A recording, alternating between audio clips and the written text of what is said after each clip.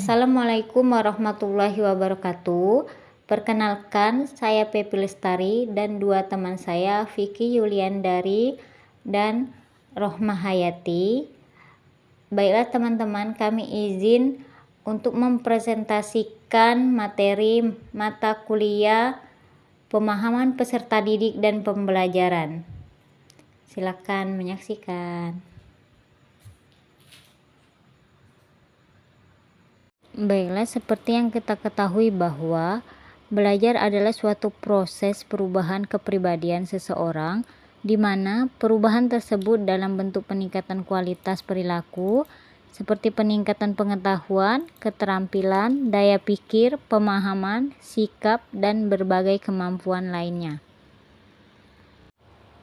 Teori belajar. 1. Teori behavioristik. Fokus teori ini adalah perubahan tingkah laku sebagai akibat dari adanya interaksi antara stimulus dan respon. Dengan kata lain, belajar merupakan bentuk perubahan yang dialami siswa dalam hal kemampuannya untuk bertingkah laku dengan cara yang baru sebagai hasil interaksi stimulus dan respon. Sebagaimana seperti percobaan Ivan Petrovic pada anjing, bahwa anjing diberikan perlakuan perangsang asli dan netral yang dipasangkan dengan stimulus bersyarat secara berulang-ulang, sehingga memunculkan reaksi yang diinginkan. Anjing yang diberikan makanan akan mengeluarkan air liur. Anjing yang hanya dibunyikan bel tidak akan mengeluarkan air liur. Lalu, anjing diberikan pembiasaan yang berulang, diberikan makanan lalu dibunyikan bel, sehingga akan mengeluarkan air liur. Setelah dilakukan kontinu, anjing akan mengeluarkan air liur jika dibunyikan bel walaupun tidak diberikan makanan. Nah, penerapan teori behavioristik ini pada anak usia dini yaitu sebagai berikut. 1. Untuk menumbuhkan perilaku hidup bersih dan sehat, guru bisa dengan menempelkan poster-poster perilaku hidup bersih dan sehat di dinding. 2. Guru menjadi role model perilaku hidup bersih dan sehat, misalnya membuang sampah pada tempatnya, mencuci tangan sebelum makan.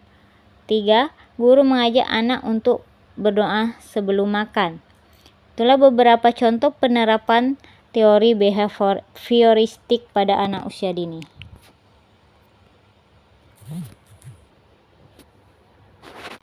Dua, teori belajar kognitif.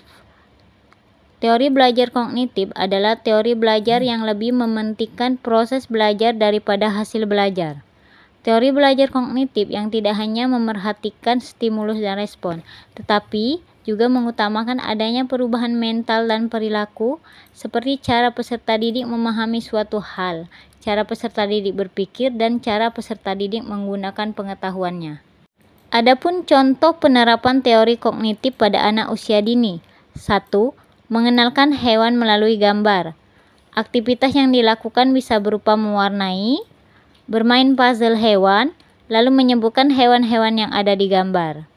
2. Melalui buku cerita bergambar. 3. Bisa melalui flashcard. 3. Teori belajar konstruktivisme.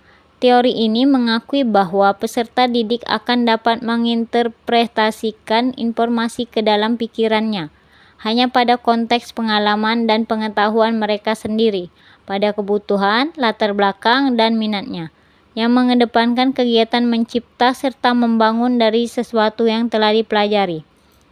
Kegiatan membangun bisa memacu peserta didik untuk selalu aktif, sehingga kecerdasannya akan meningkat. Contoh, anak-anak belajar tentang tumbuh-tumbuhan. Mereka boleh belajar mengidentifikasi dan mengklasifikasikan daun dari berbagai jenis pohon, dan bisa ikut serta dalam eksperimen untuk menemukan fungsi dari daun-daun.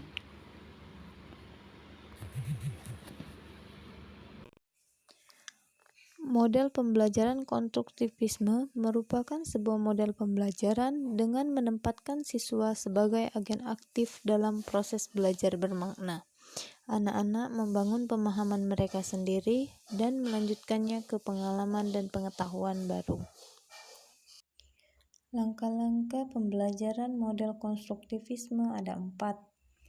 Yang pertama, tahap pengetahuan awal. Pada tahap ini, siswa didorong untuk mengungkapkan pengetahuan awal tentang konsep yang akan dipelajari. Yang kedua, tahap eksplorasi. Pada tahap ini, siswa diajak untuk menemukan konsep melalui penyelidikan, pengumpulan data, dan penginterpretasian data melalui suatu kegiatan yang dirancang oleh guru. Yang ketiga, tahap diskusi dan penjelasan konsep. Pada tahap ini, siswa memberikan penjelasan dan solusi yang didasarkan pada hasil observasinya.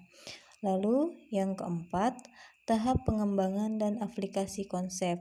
Pada tahap ini, guru berusaha untuk menciptakan iklim pembelajaran yang memungkinkan siswa dapat mengaplikasikan pemahaman konsepnya.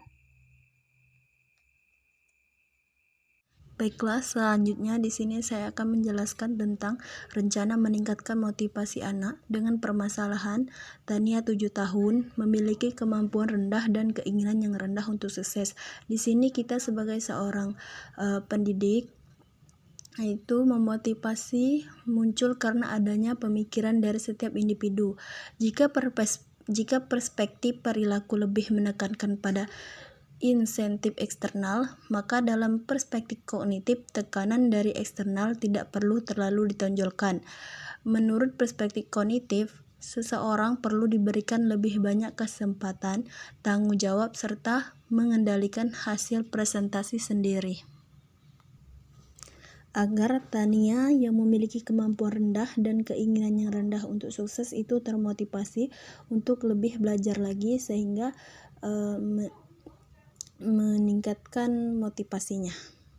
Selanjutnya, permasalahan Samuel yang berusia 10 tahun yang bekerja keras untuk menjaga harga dirinya pada tingkat tinggi, tetapi memiliki rasa takut akan gagal yang kuat. Di sini kita bisa memotivasinya dengan yang pertama, yaitu beritahu anak-anak bahwa Anda tidak mengharapkan mereka menjadi sempurna. Biarkan mereka tahu bahwa cinta orang tua tidak bersyarat, terlepas dari apakah mereka berhasil atau gagal. Yang kedua, bantu anak-anak melihat sisi baik dari kegagalan. Motivasi mereka untuk berlatih lebih keras, belajar lebih lama, atau mencoba solusi yang berbeda untuk sebuah masalah. Yang ketiga yaitu dorong anak lakukan hal yang baru. Di sini anak-anak secara alami tertarik pada hobi yang diminati dan mereka mendapat prestasi. Jangan membatasi apa yang anak ingin lakukan. Yang keempat, puji anak-anak akan usaha dan keberanian mereka untuk mengatasi kemunduran. Dorong mereka untuk mencoba lagi jika mereka gagal pada kali pertama. Dan yang terakhir itu menjadi teladan bagi anak dengan memberikan contoh sikap yang positif ketika Anda pun mengalami kegagalan.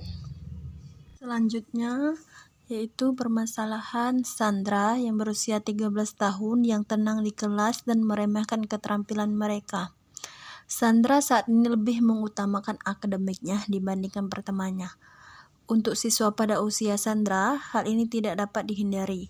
Dalam remaja awal, siswa menghadapi pilihan antara apakah mereka akan menghabiskan lebih banyak waktu mengejar tujuan sosial atau akademik.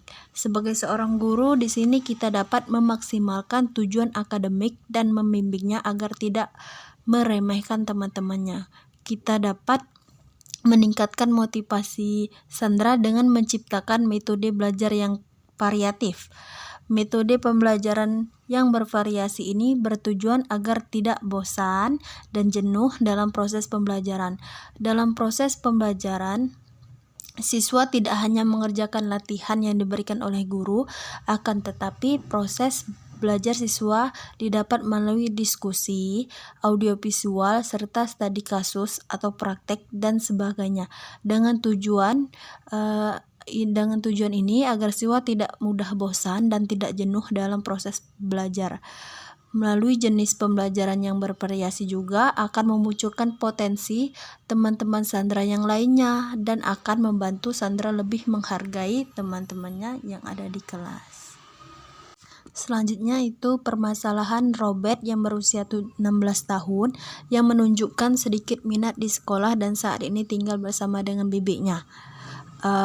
Pendidik itu sudah tidak dapat menghubungi kedua orang tuanya.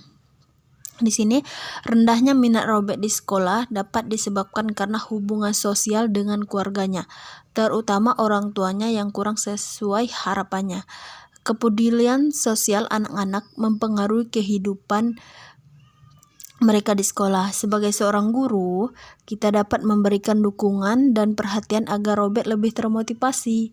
Dukungan dari seseorang yang tidak bisa didapatkan Robert di rumah, namun tetap pada batasan antara guru dan siswa.